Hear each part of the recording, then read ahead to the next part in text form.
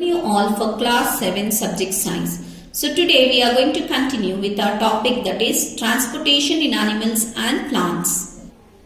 The waste which is present in the body has to be removed from the body. Yes or no? Yes. A mechanism to filter the blood is required. This is done by the blood capillaries in the kidneys. When the blood reaches the two kidneys, as you can see in the picture, these are the kidneys which remove the waste from our body. Okay. When the blood reaches the two kidneys, it contains both useful and harmful substances. The useful substances are absorbed back into the blood. The waste dissolved in water are removed as urine. From the kidneys, the urine goes into the urinary bladder. This is the urinary bladder. Urinary bladder through tube like urethra. It is stored in the bladder as it is passed out through the urinary opening at the end of the muscular tube called urethra. As you can see here in the picture, these are the kidneys. And here this is the ureter, the tube-like structure. From there here it comes out here, and this is the urinary bladder where the urine will be stored, and this is the urethra. After that it will come out through this opening, that is urinary opening. An adult human being normally passes about 1 to 1.8 liter of urine in 24 hours. The urine consists of 95% water, 2.5% urea and 2.5% other waste products. We have all experienced that we sweat. The skin removes excess water, salt, urea and uric acid from the body in the form of sweat. We have all experienced that we sweat, right? On a hot summer day, the sweat contains water and salts which will come out. Especially in areas like underarms, these marks are left by salt present in the sweat. We can see some patches on our body, right? After sweating, we can see white patches are formed on our clothes or on the body. Those are nothing but the salts which is present in our sweat, that is in our sweat. Does sweat serve any other function? We know that the water kept in an earthen pot, that is in the cooler places, that because the water evaporates from the pores of the pot, which causes cooling. Now if there are any pores, then only it can be cooled. The way in which waste chemicals are removed from the body of the animal depends on the availability of water. How much water we are consuming, based on that the removal will be taking place. Aquatic animals like fishes excrete cell waste as ammonia, which directly dissolve in water. Some land animals like birds, lizards, snakes excrete a semi-solid white color compound, uric acid. The major excretory product in human is urea. Sometimes a person's kidneys may stop working due to infection or injury. Sometimes a person's kidneys may stop working due to infection or injury. As a result of kidney failure, waste product starts accumulation in the blood. Such persons cannot survive unless their blood is filtered periodically through an artificial kidney. This process is called dialysis. What is dialysis? When our kidneys are not working properly, then doctors will filter our blood artificially. So this process is known as dialysis. Now let us see how the transportation takes place in plants. You learned that plants take water and minerals, nutrients from the soil through the roots and transport it to the leaves, right? The leaves prepare food for the plants using water and carbon dioxide during photosynthesis. Yes or no? Yes, during photosynthesis. Food is the source of energy, and every cell of organism get energy by the breakdown of glucose. The cell use this energy to carry our vital activities of life. Therefore, food must be made available to every cell of an organism. Have you ever wondered how water and nutrients absorbed by the root and are transported to the leaves?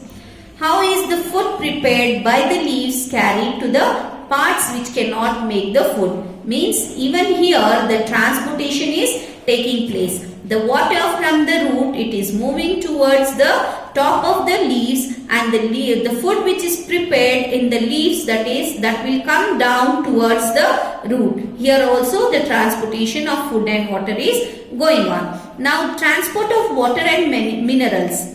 How it is being, how it's functioning. Plants absorb water and minerals by the roots. By the roots. The roots have root hair, which you can see here. The roots will be having the root hair. The root hair increases the surface area of the root for the absorption of water and mineral nutrients dissolved in water. The root hair is in the contact with the water present between the soil particles. Means what's happening here? The water is absorbed by the roots and it is being taken in. Can you guess how the water moves now? What kind of transport system is present in plants? Plants have pipe-like vessels. Okay, what it is having? Pipe-like vessels to transport water and nutrients from the soil, which you can see here. This is a pipe-like structure which is absorbing the water. The vessels are made up of special cells forming the vascular tissues. What it is forming? Vascular tissue. A tissue is, what is a tissue now?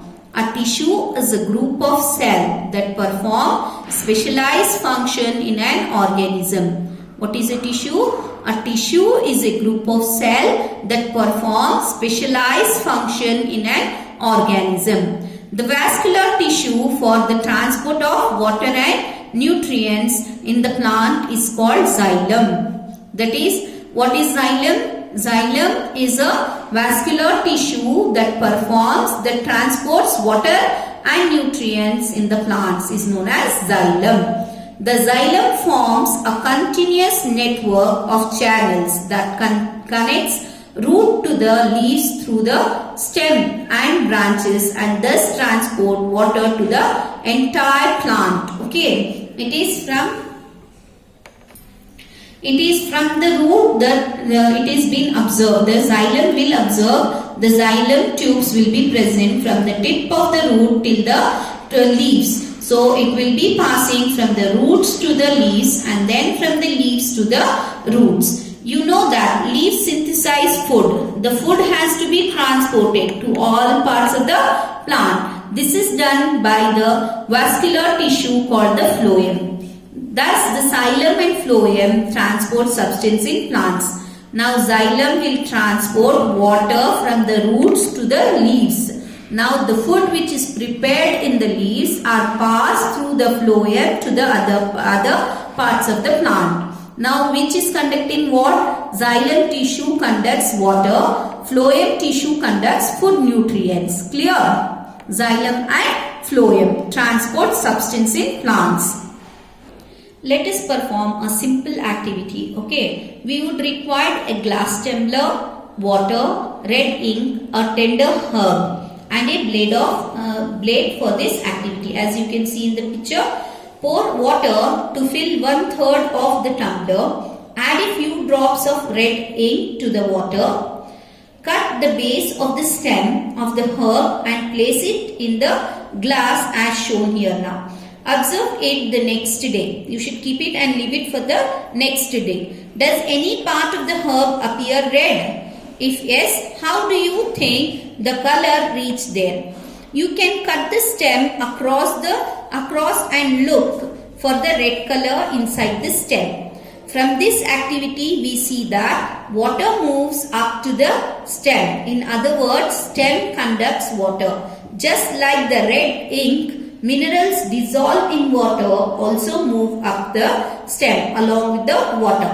Water and minerals go to leaves and other plant parts through narrow tubes inside the stem. That narrow tubes are known as xylem. So what's happening here? The red color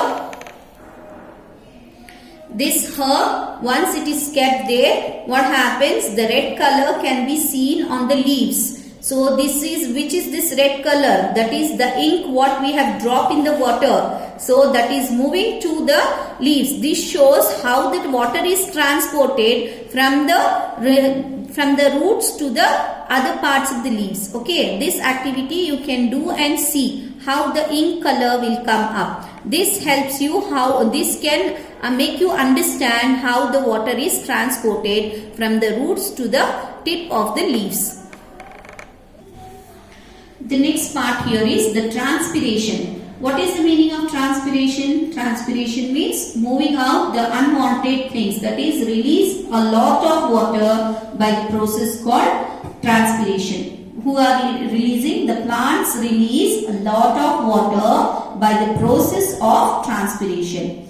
Plants absorb mineral, nutrients and water from the soil. Now all the water absorbed is utilized by the plant.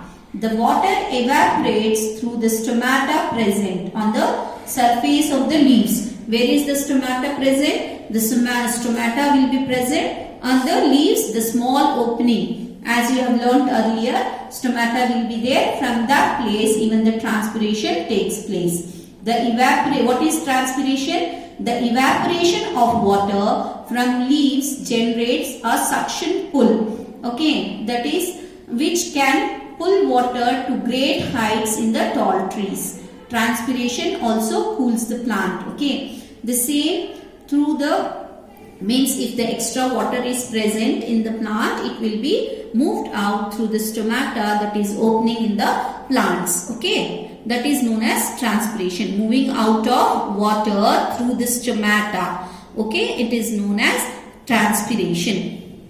This completes the chapter. You have to complete the exercise in the textbook. Write all the question answers in your classwork. Thank you.